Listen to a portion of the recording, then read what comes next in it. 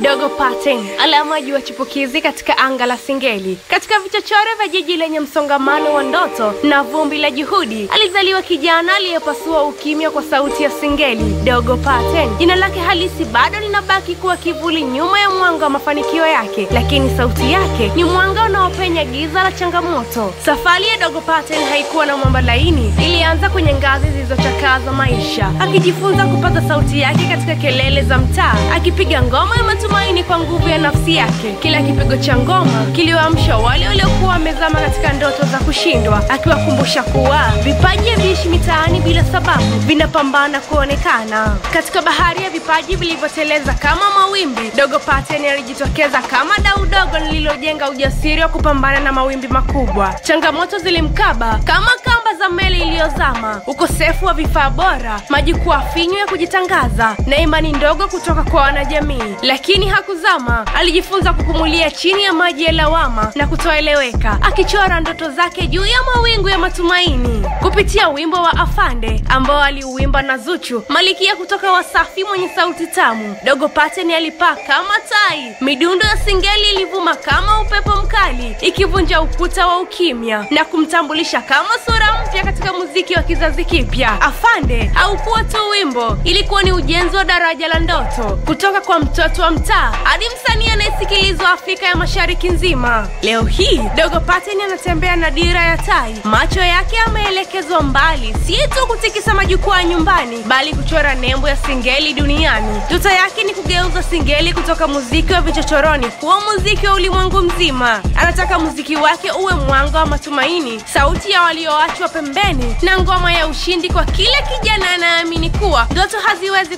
kufanikiwa. Kila kijana ana nafasi ya kutimiza ndoto zake bila kukata tamaa. Asante kwa kuendelea kufuatilia Annual TV. Jina langu ni Rahma Bilali.